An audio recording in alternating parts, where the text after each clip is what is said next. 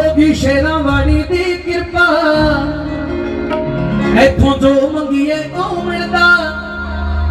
एने झोली दे विच साडे खुशियां पा दित्तियां आ शेरां वाली मां ने मौजां लाउंदियां सो जिन्हां दी मौजां लगियां ने वो ताड़ियां दे नाल इस भजन दे विच बोलणगे की कहणगे रेडी 1